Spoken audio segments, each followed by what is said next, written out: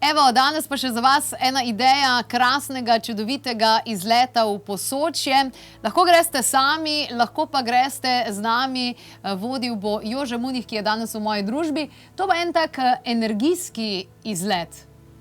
Ja, ko se začne pomlad ali pa narava prebujati, je sploh še nekaj posebnega, dosti lepše vse skupaj.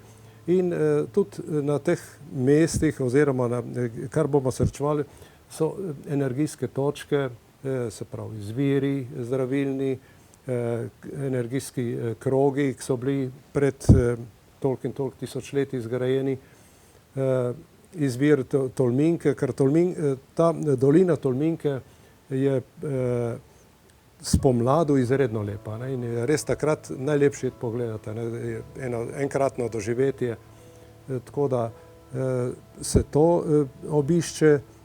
Poleg tega je pa v Posočju še veliko tega, je tudi grofova voda, ker je energijsko najmočnejša, kar jih jaz poznam, pa sem jih res že kar dosti veliko zmeril. Ja, vse sam nekaj čez 4000, to res ni veliko.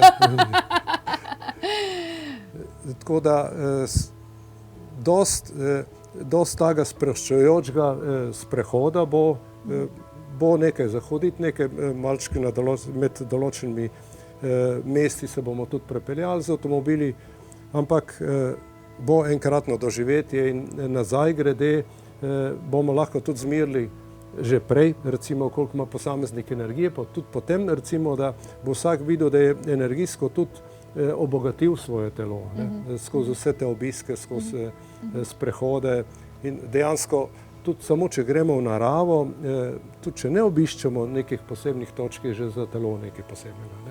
Ampak tako pa sploh, ker se res obogati vse skupaj.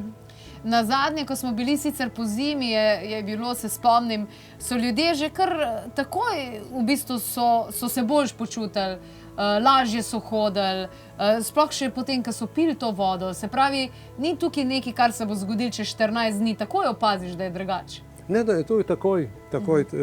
Ko popiješ vodo, čez minuto že čutiš, da je nekaj drugače. Ali pa, ko stopiš recimo v eno področje, recimo energijski krog ali karkoli, takoj začutiš to energijo, ki te nekako napolni, se pravi, da našo auro nekako obogati z močno energijo.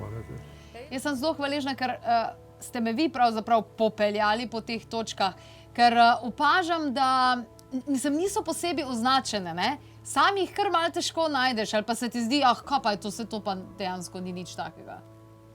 Ja, dejansko smo leta in leta mimo hodili, dokler nismo znali razbrati tisto, kar nam narava nudi, ker narava sama se pokaže, se vidi, tudi če je človek pozoren, tudi svetloba je drugačna, recimo na takmu mestu.